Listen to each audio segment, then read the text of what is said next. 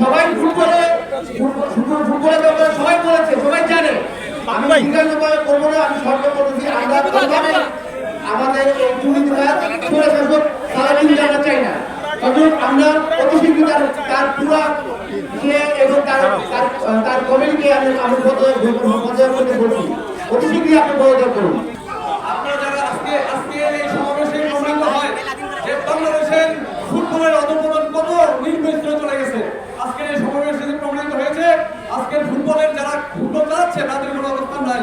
এখন একমাত্র শুধু সময়ের দাবি বাংলাদেশ ফুটবল ফেডারেশনের যত কর্মকর্তা সভাপতি সহ সবার পদত্যাগ ছাড়া কোনো উপায় নেই। বাংলাদেশের ফুটবলকে 16 বছর সে প্রতিবার বলে আমি এইবার নির্বাচন করবো, লাস্ট আমার একটা সুযোগ দেব। সে সুযোগ দেওয়ার পরে সে আবার সুযোগ চায়, পরপর 5 বার সে এখন 4 বার 14 বছর পরে আবার সে 16 বছর পরে আবার 4 বার সেজন্য নির্বাচন হতে চায়। সে কি দিয়েছে ফুটবলকে ধ্বংস করে দিয়েছে। ফুটবলের আজকের যে লজ্জা, ফিফার স্যাংশন, ফিফা কর্তৃক যে সাসপেন্ড, সেক্রেটারি 2 বছরের সাসপেন্ড, সালাম মুর্শিদির এগেইনস্টে 15 লক্ষ টাকার জরিমানা, এই নেককার ঘটনা এই পৃথিবীতে বাংলার ফুটবলে কোনো ঘটনা ঘটে নাই। এই সালাউদ্দিন সর্বোচ্চ সংস্থার প্রেসিডেন্ট হিসেবে সব দায়িত্ব ওনার, সব কিছুর হিসাব দিতে হবে। গত 16 বছর সরকারি মনোভাব নিয়ে পরিচালিত হচ্ছে।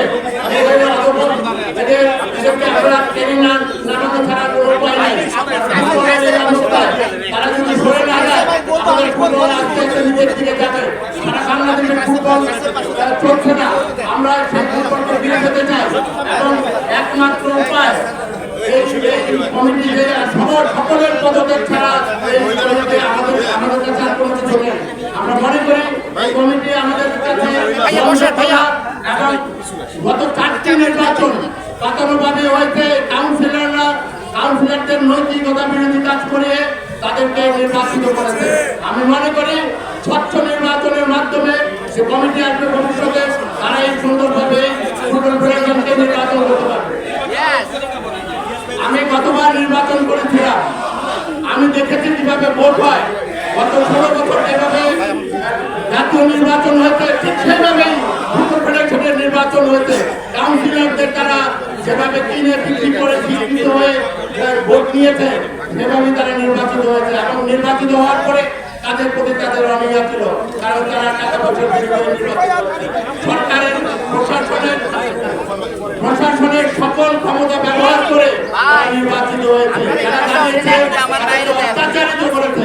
আমার কাছে আমি মানুষ করে সেটাকে ইলেকশন করেছি এবং আমি মনে করি যে আগামীতে এদের কেউই যাতে নির্বাচনে অংশগ্রহণ করতে না পারে সেদিকে আমাদের লক্ষ্য রাখতে হবে। আমরা যাদেরকে নির্বাচিত করে আনবো তারা যাতে কাজ সুন্দরভাবে করতে পারে। সবাই চাই বাংলাদেশের ফুটবলের পরিবর্তন, এই পরিবর্তন বাংলাদেশের ভবিষ্যৎ লক্ষ্যে পৌঁছে দিতে পারে। আমরা সেইভাবে এগিয়ে যেতে চাই। আমরা চাই বিগত দিনে সালাউদ্দিন ভাইয়ের যে কুকর্ম করেছে বাংলাদেশের ফুটবলের জন্য, ফুটবলের যে অবনতি হয়েছে তার একটা শোনা দরকার।